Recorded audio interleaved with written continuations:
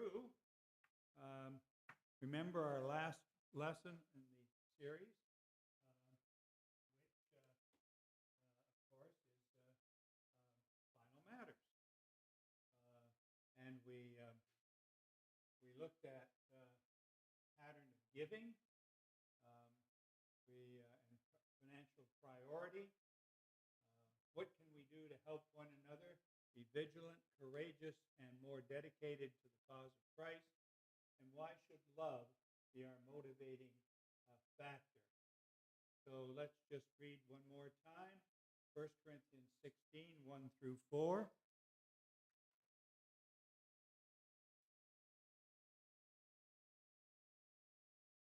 Concerning the collection for the saints, as I have given orders to the church of Galatia, so you must do also. On the first day of the week, let each one of you lay something aside, storing up as he may prosper. There be no collections when I come. And when I come, whomever you approve by your letters, I will send to bear your gift to Jerusalem. But if it is fitting that I go, also they will go with me. Right, thank you very much. And then we had Paul's plans, continuing on with verses 5 through 9.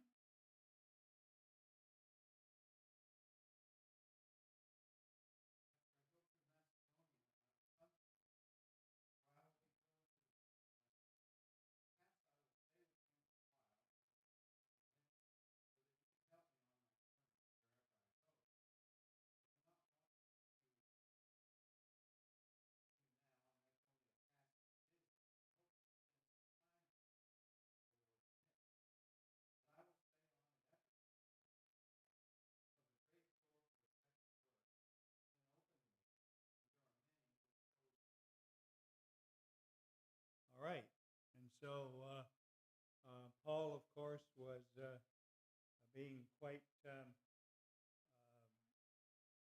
was really seeing what the future would be like when he mentioned that last part about people opposing him, because that's what led to great changes in his plans. So, in the words of Robbie Burns, the best laid plans of men and mice gang after glade. And that's what happened to him. So he had to change his plans, as we often have to do. And then finally, the last section, verses 10 through 14.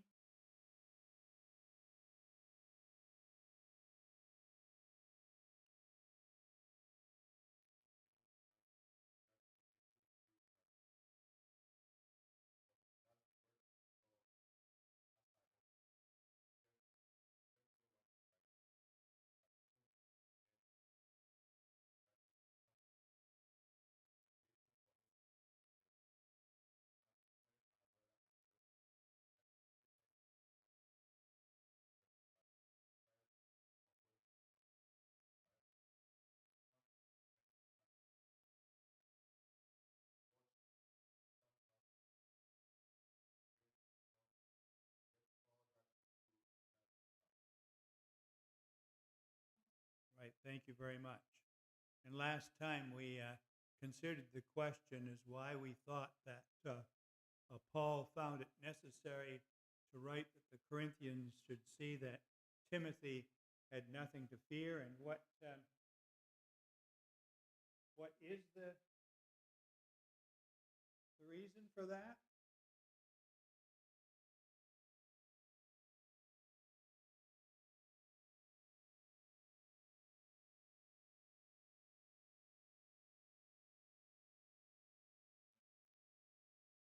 Yeah.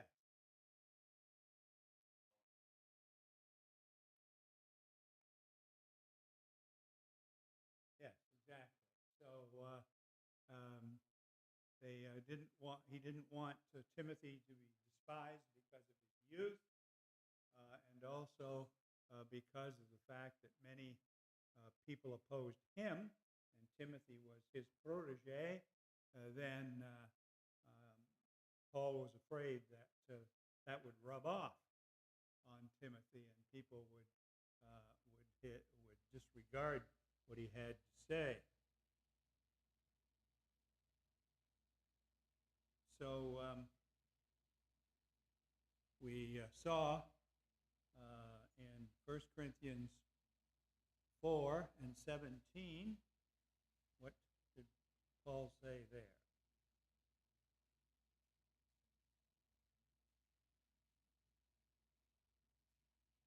For this reason I have sent Timothy to you, who is my beloved and faithful son in the Lord, who will remind you of my ways in Christ, as I teach everywhere in every church. All right, thank you. And then we find that Paul also urged Apollos to go to Corinth, but he says also that he was quite unwilling to go now. So just think for a second about Apollos, about what you know about him, and think silently for about 30 seconds or so as to why Paul might have said that, or rather Apollos, no, why Paul said that Apollos was unwilling to go at the moment. So just think about that for about 30 seconds.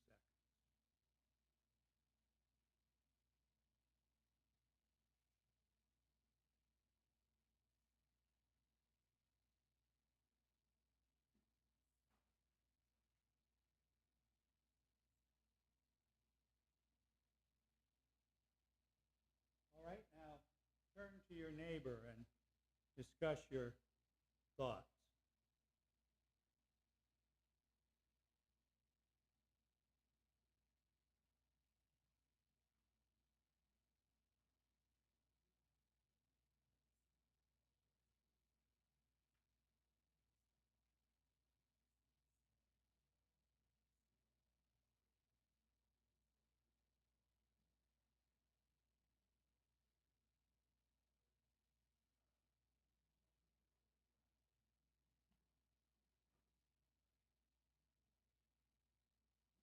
He may have been doing the Lord's work.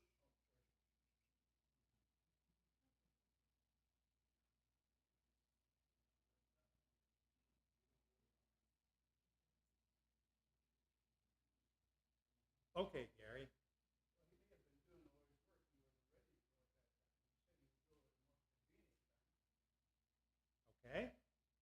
Any other thoughts?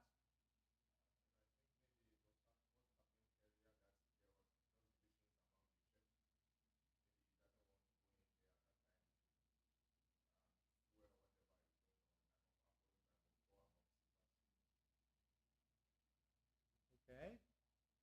So he didn't want to deepen the divisions. Anything else?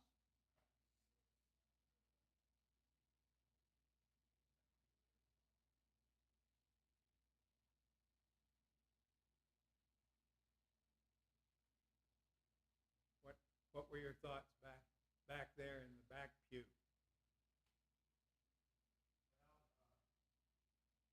because there were these factions, maybe Paul was thinking, I'll stay here and do what I'm doing rather than perhaps create some friction if he comes, they're both there. Yeah, okay. So, like you said, and like Samuel said as well, remember that Apollos is mentioned back at the beginning of the letter as to one of the people that various members of the congregation were following. And so these various groups had already been set up within the congregation, and it's quite likely that Apollos was wary of going back. And commentators suggest that he probably was fearful of pouring gasoline on the fire and reigniting the disputes that had caused the divisions in the first place. And so the Paul, Cephas, Apollos, Christ adherents would be further riled up, perhaps, Apollos might have thought. So Ellicott says, as touching our brother Apollos, St. Paul, free from the smallest spark of personal jealousy, had wished that Apollos, whose name had been used as the designation of a faction in opposition to the apostle himself, should go with this letter to Corinth. St. Paul had planted Apollos. St. Paul had planted. Apollos had watered that Christ, and in the absence of the planter, Apollos would have been the most likely and proper person to exercise authority there.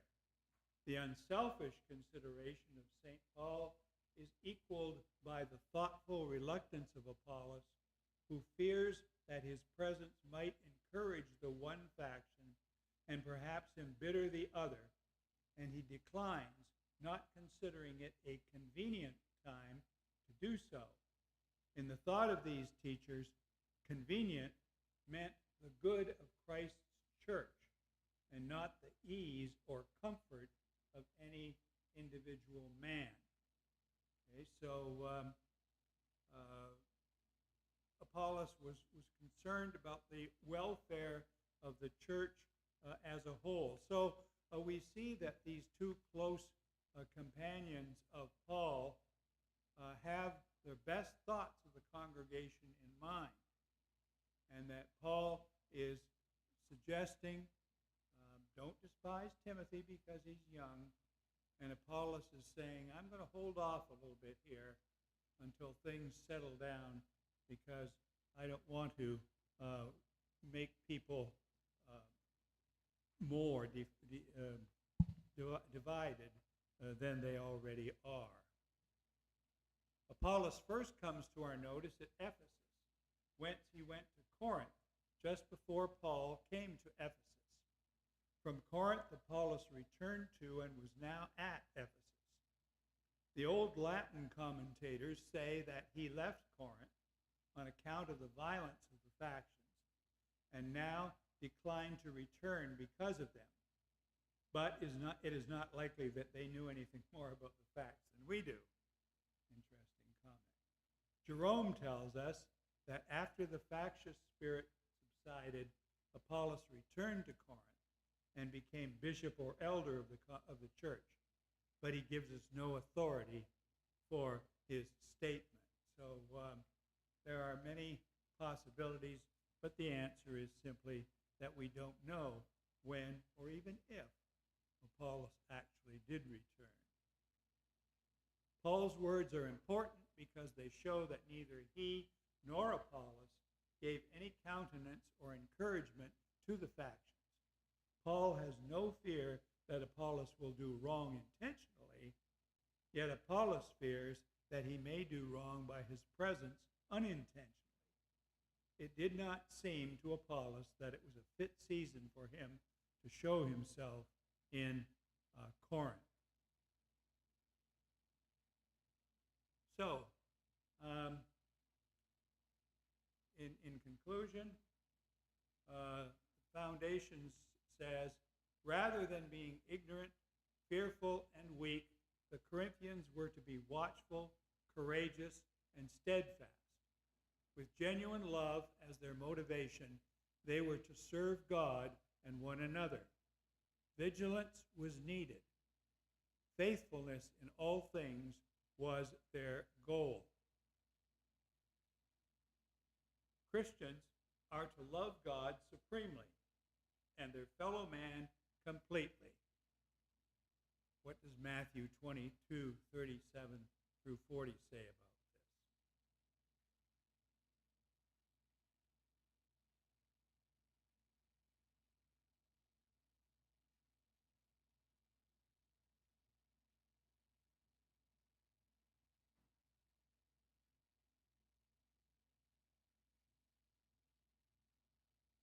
Love the Lord your God with all your heart, with all your soul, with all your mind. This is the first and greatest commandment. And the second is like it,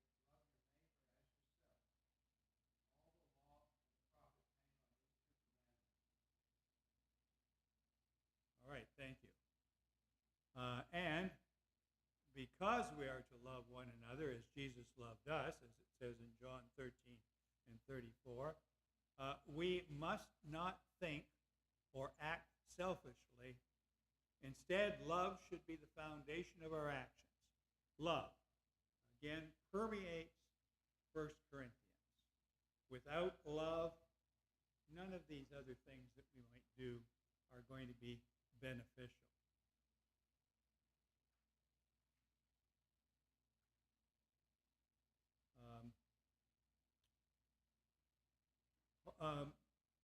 Making this point, Paul wrote, let all that you do be done with love. Love should motivate us when we confront sin. And love should motivate us when we refrain from imposing us when we confront sin.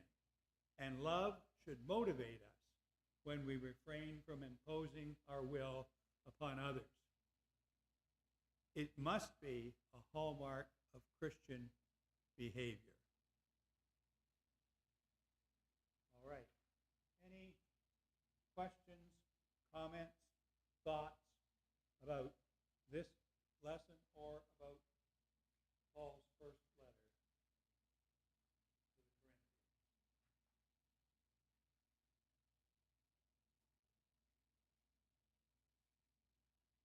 All right, thank you very much. So you're going to get a break from me. Drew is going to teach for the next section. Don't forget to check the list of names of people that that have been past acquaintances or members of the congregation, and don't forget to sign the list at the back if you are planning to be with us for lunch 3 weeks from now. On 2 weeks from now. Yes, 2 weeks from now. Please sign up. If you're French, you'd say 3, right? As in 8 days a week. But anyway, we'll leave it at that. Kind of like Jesus. 3 days all rise. That's right. You want this off? No, yeah. All right, we're just going to quickly pick up more next week, but let's go to 2 Corinthians chapter 1, and thank Jim for his month of leading the adult class. Well, in our class for a couple of years, I used to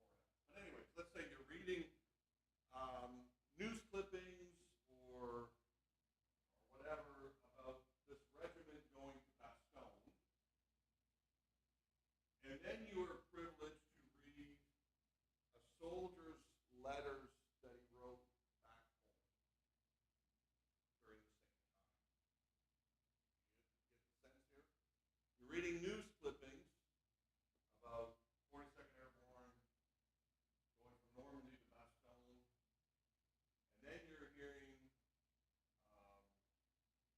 Corporal whatever writing to the love of his life back home. Are you going to be reading the same stories? To some degree you are, right? Because the person is moving with the regiment. And he's going to be describing the same story, but are they going to be the same? He's writing to the love of his life versus the press release of what the regiment did. Are they going to be the same? And the personal writing is going to reveal some things that you are not going to get in the press release. If the person says, I am so fearful today, I may never see you again. That's a lot different story than you heard. They advanced with 14 casualties or whatever, right? It's a lot different. So when we read the book of Acts, we're reading Luke's account of the advancement of the gospel, especially under the leadership of the Apostle Paul. And if you're like me, the Apostle Paul might get a sort of mythical persona. That he is this person who is not touched by anything. He simply goes full force, and he's the most powerful person in the world, and nothing's going to stop him. And then you read his letters, and something might be different in his letters. Do you know when you're talking to someone you're close to, you just hear a few words and you can say, is everything okay?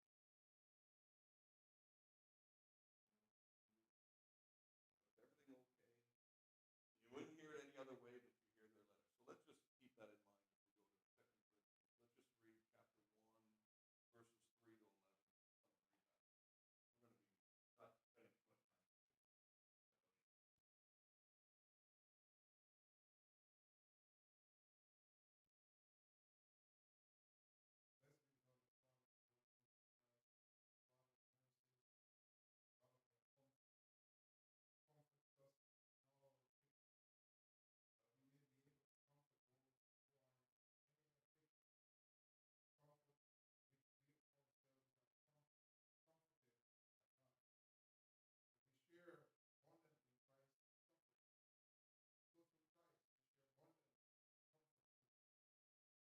We're going to be not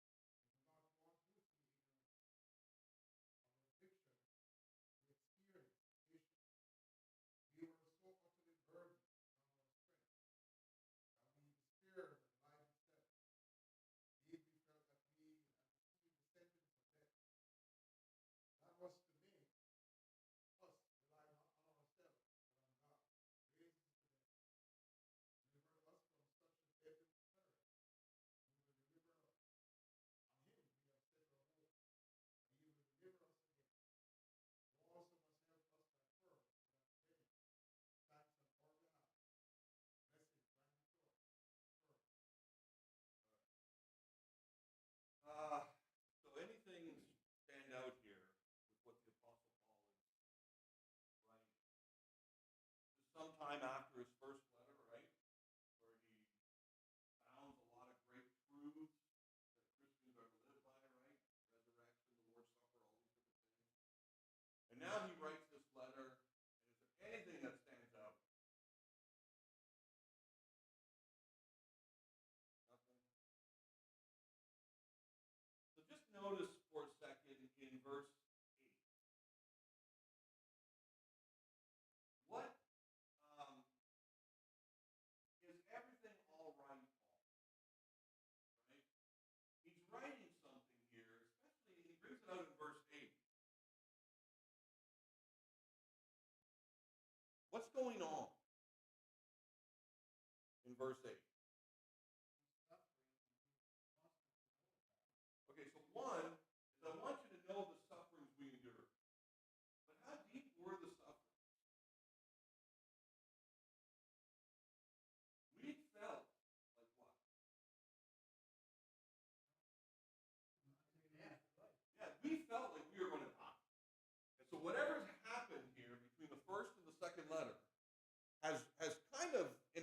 rattled Paul. Like, we were in affliction, and we felt like we had the sentence of death. It looked like we were done for, right? And that's, whoever we is here, whatever's going on, Paul says, I've had this brush with death. Does a brush with death change you? Sure it does. And even if you were a great Christian before, you have this brush of trauma, does it change your Christianity? What I mean is not your belief system. But does it change your relationship with God? And I'm not meaning that in a negative way.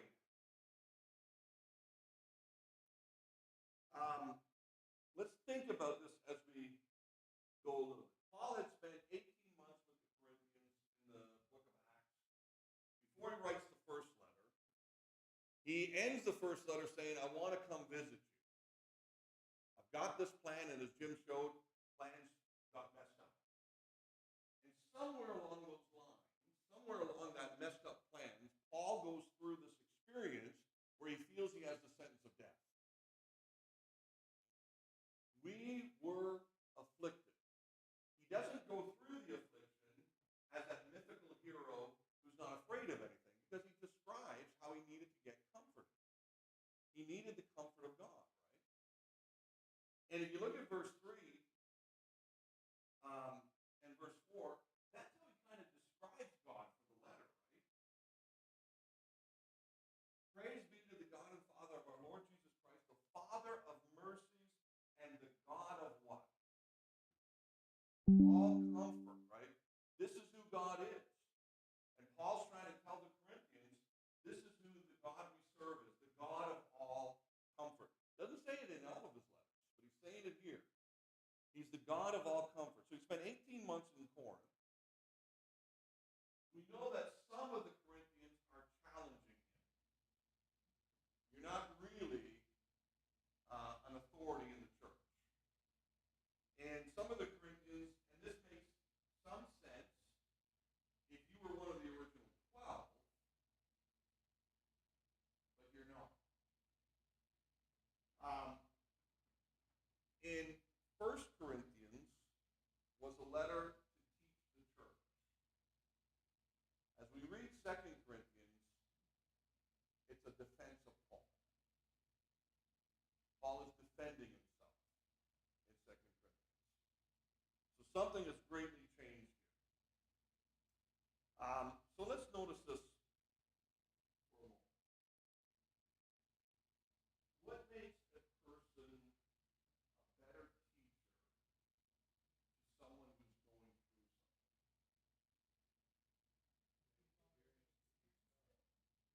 Okay. Yeah, someone who has gone through a similar experience becomes a better teacher.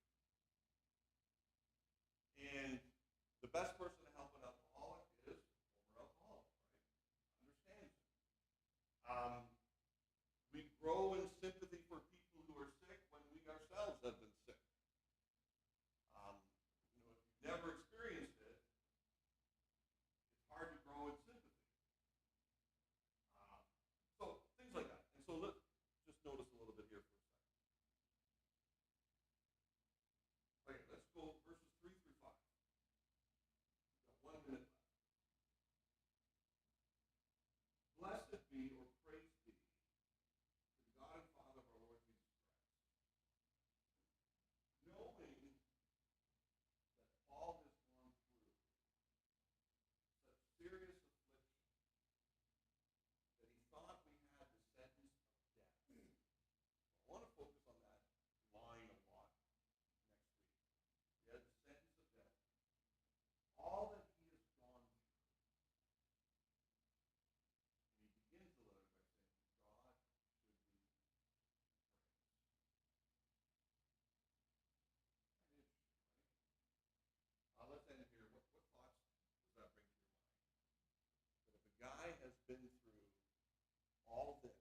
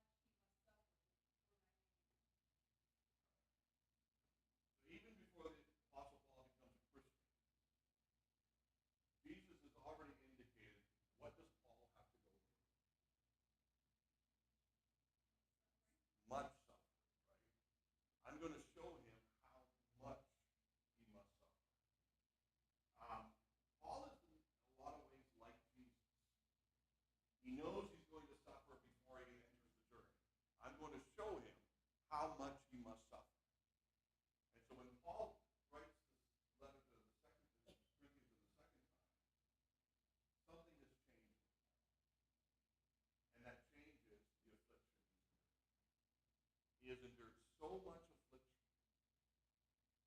And if you listen to his words, we despair of life itself. We were in desperation, is what Paul said. This is not a similar, oh, we might get rejected in this city, or we were in desperation. We were despairing of life itself. Go ahead.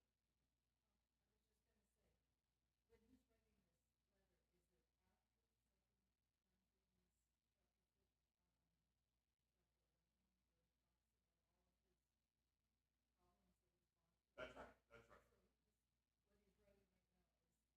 That's right.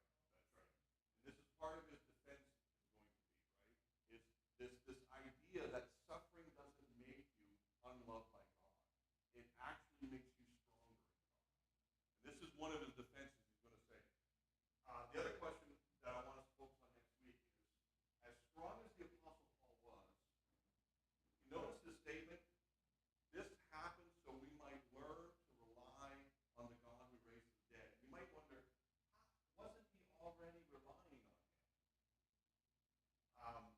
What's changed that he says, I've learned to rely on the God who raises the dead? So just kind of think about that when we think about sufferings that we go through, what they teach us.